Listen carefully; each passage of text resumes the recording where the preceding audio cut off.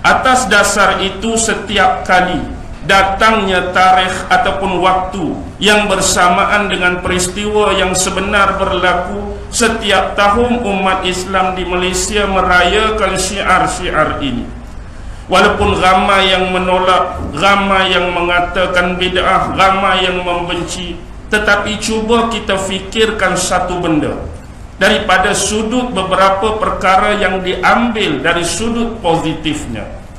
Sebagai contoh, bila kita memperingati tentang peristiwa Isra' dan Mi'raj, intipati yang paling dominan dan paling penting dalam peristiwa ini ialah penganugerahan dan pengijazahan satu ibadat khusus daripada Allah Subhanahu wa taala kepada baginda Nabi Muhammad sallallahu alaihi wasallam, iaitu ibadat salat.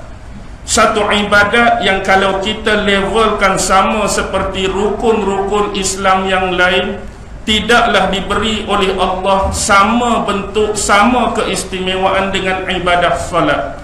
Sebagaimana tuntutan perintah wajibnya zakat didatangkan oleh Jibril kepada Nabi Muhammad di bumi, perintah datangnya berpuasa didatangkan oleh Jibril kepada Nabi Muhammad di bumi, sama ada perintah melakukan ibadat haji juga di bumi. Tetapi dalam persoalan salat, seolah-olah Allah Subhanahu wa taala memanggil Nabi Muhammad sallallahu alaihi wasallam sendiri untuk diberi penganugerahan dan pengijazahan ibadat ini secara khusus.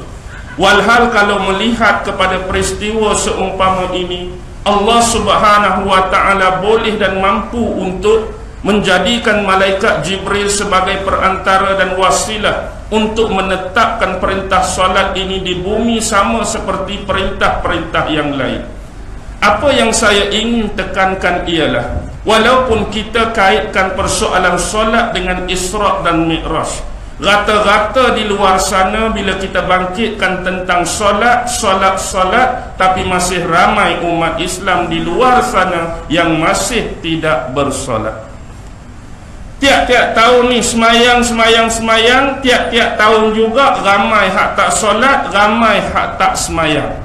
Begitu juga dengan syiar yang lain.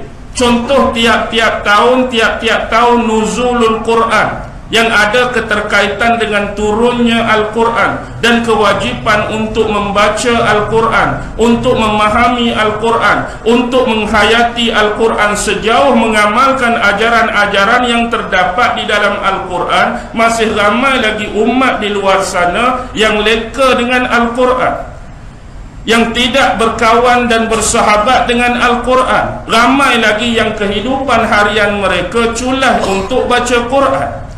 Begitu juga dengan syiar sambutan Maulidur Rasul. Tiap-tiap tahun Maulidur Rasul, tiap-tiap tahun Maulidur Rasul, ingat Nabi, masih ramai di luar sana yang tak mau berselawat kepada Nabi, yang culah kepada selawat Nabi Muhammad sallallahu alaihi wasallam.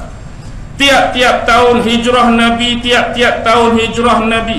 percontohan hijrah daripada keburukan kepada kebaikan. Duk cerita buat baik, berlambak lagi di luar sana yang melakukan maksiat dan kejahatan, baik kepada Allah ataupun kepada sesama jenis manusia ataupun insan.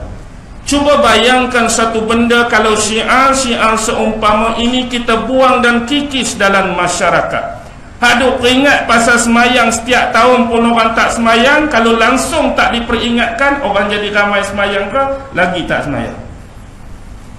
Tak, cuba congak sendirilah. Haduk peringat tiap-tiap tahun pun tak semayang. Kalau tak peringat langsung, orang akan makin ramai semayang, makin ramai datang masjid ke? Sebaliknya. Haduk peringat tiap-tiap tahun pun tak selawat. Agak-agak kalau buang benda ni, orang jadi ramai selawat ke? Kalau tiap-tiap tahun pun cerita pasal Quran, orang tak baca Quran, agak-agak kalau buang hak ni makin ramai ke baca Quran. Inilah sudut positif yang kita perlu pandang.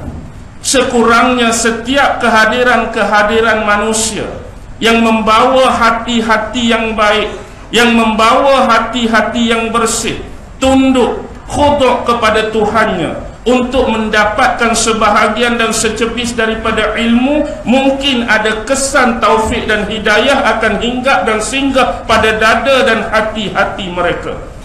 Milik taufik dan hidayah adalah mutlak hak Allah Subhanahu wa ta'ala.